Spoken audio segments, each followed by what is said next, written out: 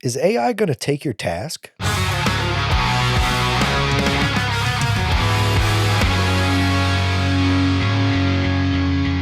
All right, welcome back to Deaton Street, everybody. Today, we're going to talk a little bit more about Sora, about OpenAI. Specifically, we're going to go through a couple of the clips that we've pulled from the Sam Altman interview that he did with Lex Fridman last week.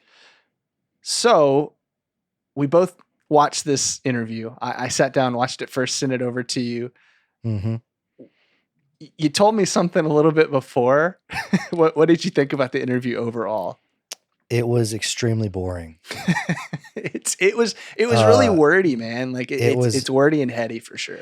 It's very wordy. It's very monotone the entire way from both the guest and the host. Yeah. I've never watched either of them do anything before. There's a ton of information there for sure. Mm-hmm. But as far as like, it's an hour and 55 minutes of just monotone conversation the whole way. Very little joke here and there, you know, poking at one another kind of deal. Very little of that. So I was like, oh my God, Zach, why are you making me watch this? Ugh. I think it's a great conversation. Honestly, I get where you're coming from. I think I played video games while I was watching it as well. It's definitely not the most entertaining of topics. No. It's sometimes, honestly, I'm kind of like a deep thinker. I try to be a deep thinker in the sense that I think far too deeply and scare myself. I'm not a deep thinker in that I'm smart. It's the AI stuff scares me. And so like, I guess, I mean by deep thinker is like I get myself in a hole, and it definitely at times got me in a hole of thinking about the AI dystopia instead of utopia, right? Mm-hmm. But I pulled some clips. You know, we're going to try to be a little bit more entertaining, a little less monotone. Yeah. But no promises. Yeah. So this first one I thought was really interesting. One of the things that kind of popped off the page for me, and it was Sam talking about what he thinks the currency of the future is going to be. Look, I think compute is going to be the currency of the future. I think it will be maybe the most precious commodity in the world. And I think we should be investing heavily to make a lot more compute. Okay. So that's some strong words, right? The currency of the future. So currency is power, money's power. So essentially what he's saying here is that compute, which I looked up what compute was because I understood it kind of, but didn't have an actual definition. So it's the term used to refer to the computational resources required for AI systems to perform tasks. So it's essentially the ability to have AI do tasks for you is what compute is. So he's talking about it being a currency. Mm-hmm. What's the value? What's the Yeah. I mean, I get it, but it's just like, it seems like such a far-fetched thing. Or is it, better yet, no, let me rephrase that. Is it attainable for us? Right. Or is it like something that big corporations that program these AIs, you know, like, is that the only thing that they have? Yeah. So what I wrote down in my notes here is more compute equals more tasks you can accomplish more efficiently, which equals more money. It's more buying power, right? And I think you hit the nail on the head. We're doing a lot of AI stuff this week, so I went ahead and got GPT-4 just so I could use it and kind of get myself a little bit more accustomed to it. I have it as well. They're already training us. I mean, you get 40 responses in every 30 minutes. Mm-hmm. So that's compute. That is your ability as an individual to compute. Now, you could create 2 Gmail accounts. You could pay double a month, and you could double your ability to compute and double your ability to get revenue. That makes me think, though. Okay, so we texted earlier. I got a buddy who is a coworker. Hey, dude, I know you're going to watch this. He used Midjourney a lot to generate images for D&D stuff. Mm-hmm. He used it and would go on their website and rate their images that were generated by other people, and they would give him more time, more compute. Mm-hmm. So essentially, like, he would pay for it, but like he really didn't have to pay for it because he had so much time saved up to just go and generate images. Right. Kind of the same principle there. Yeah. I mean, if you play it all the way through and you accept the very large predictions that the AI companies are making, Yeah.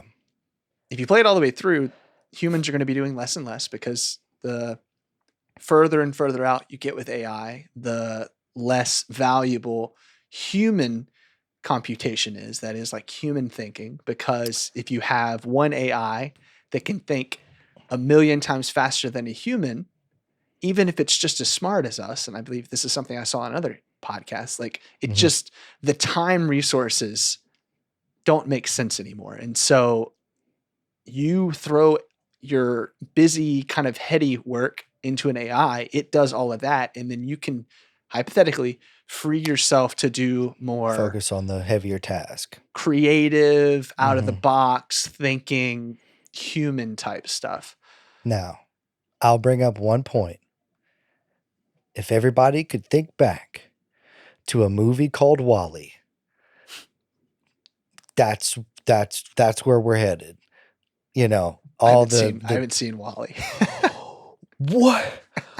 Oh, I'm gonna have to fuss at you later because it's Fair one of enough. the best Pixar movies. Fair enough. Anyway, it's a robot on the Earth. Earth is basically empty. There's nothing there. He's like a trash pickup robot. They're humans on a spaceship up in space that literally are just stuck in their floating chairs, moving around, you know, and letting technology and everything do everything for them. If we keep going in this way, AI will do those tiny tasks that will let us be more creative and do the heavier things. Well, then the heavier things will become tiny tasks. And those will be ran by AI. And then we could do the even heavier stuff. And so on and so on. So, like, we're just going to be in our chair, just doing nothing and letting AI run everything. Yeah, I mean, that's definitely the dystopian view of it, is that, I mean, I guess it gets even more dystopian if you think about essentially birthing something that is going to be stronger and smarter and everything like that, and hoping that it shares the same values of it. But if what the AI folks are saying is true, and take that with a big grain of salt, because AI has been a word that's been thrown around for decades that hasn't amounted to much. And even using GPT-4 today, it's so frustrating. It's still just so frustrating. And so I don't think we're there yet, for sure. But if you play that out, I mean, yeah, there's less for us to do. Yep. And, you know, if you play it out even further and it gets worse, you're like, what will AI let us do? Right. But let's not go too far into that. Yeah, for sure. So kind of on that topic, let's go to clip number 2. Here Sam talks about the fear that AI is going to take all of our jobs. If we just look on YouTube or something like this, how much of that will be using Sora like AI generated content, do you think, in the next 5 years? People talk about like how many jobs is AI going to do in 5 years. And the framework that people have is what percentage of current jobs are just going to be totally replaced by some AI doing the job. The way I think about it is not what percent of jobs AI will do, but what percent of tasks will AI do and over what time horizon. So if you think of all of the like 5-second tasks in the economy, the 5-minute tasks, the 5-hour tasks, maybe even the 5-day tasks, how many of those can AI do? And I think that's a way more interesting, impactful, important question than how many jobs AI can do, because it is a tool that will work at increasing levels of sophistication and over longer and longer time horizons for more and more tasks, and let people operate at a higher level of abstraction. So maybe people are way more efficient at the job they do. And at some point, that's not just a quantitative change, but it's a qualitative one too, about the kinds of problems you can keep in your head. I think that for videos on YouTube, it'll be the same. Many videos, maybe most of them, will use AI tools in the production, but they'll still be fundamentally driven by a person thinking about it, putting it together, doing parts of it. Okay. So he's trying to kind of wiggle his way out of the very real concern that a lot of folks have, that as AI gets more and more human-like and gets the ability to think and act like a human, that some of these jobs are going to be replaced by AI and robotics and that sort of thing. What are your, we've kind of established before, you're in tech. You kind of work a variety of different areas in tech with your job. I'm in privacy. I can tell you my job could certainly be done by an AI. And I say job, not tasks. Like my job has many tasks. And when I sit down and think about all those tasks, I think about every single one of them could be done by an AI, probably more efficiently, quicker, that type of deal. We've done it. You've done it in your current job? Yes. Now, do we do it? No. But hey, ChatGPT, tell me how to do this. And it lays it out. And it's like an extensive task that is borderline coding, all this kind of stuff. And it sure enough gave me an instruction booklet to how to do it. I think that there's going to be a transitional period where a lot of those type of tasks need human checkers, someone to go through and like check the work afterwards. But, let's just say I'm a team of 5, like I have 5 coworkers. We won't need 5 anymore. No. We'll need a checker.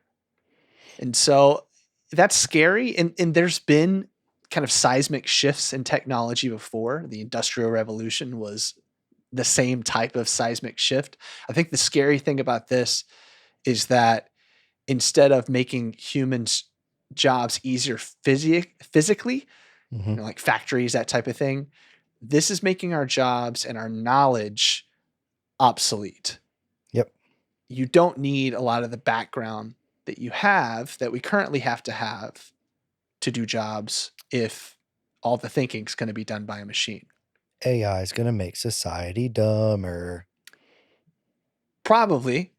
You can kind of say the same thing for the internet, though. I mean, not to get all like boomer and like old here. Oh, but it definitely has, for sure. It's made me Our dumber. attention spans are. Yeah. I'm definitely dumber. I don't retain information like I should. Like the whole. It's tech. It's just tech. It's what it is. It makes us less dependent upon like our memory. Yes, especially internet does, and I think AI is going to do the same thing. So I think to wrap this up, because I had another one, but we're already almost at time. Yeah. Do you think that's a fair statement, that AI is not going to take your job? It's going to take your tasks, and you're going to keep your job. It'll just take away some of your tasks or make you more efficient. Oh yeah. I mean, that's kind of already what it does. You get on GPT-4 or whatever, there are so many different modules that do different things. Like I was stating before, I can plug in a problem that I'm having with whatever system, and it will tell me like exactly what to do, if not the closest thing possible. And I only know that it works is because it's something that I knew how to do, is what we did, so we can go and check it like, oh, okay, that's correct. That's correct. And it's extremely accurate. So yeah, I mean, I think it's doing it already. Yeah. For me, I mean, the type of stuff I do for privacy, I wouldn't trust it right now at all. I think it actually is really a lot better at the coding type language than it is. Even Coding, for programming, stuff like YouTube, like today, because we're doing AI pretty much all week. I threw everything into chat, whatever. I'm not going to try to say it again. And I asked it to create an outline, and the outline was trash. It was so bad, and I didn't use it. Right. So I do know that you kind of have to learn how to use the product, and you have to learn how to tell it what to do. Yeah. Those are the downfalls right now. So right now, I'm not that worried. But with the way that things are moving, if they move as quickly as everyone is predicting, and I say everyone is all these CEOs of these companies, very quickly within 5 years, a lot of this stuff all of your tasks and your job, to be honest with you, could be obsolete. And, I'm going to say shorter than 5. that's what they say. That a lot of their timeline is 5 years, the 5 years. But maybe that's so they can build up all the compute. Yeah, I'm going to say 3. 3? Yeah, I'm going to go for 3. I think that's fair.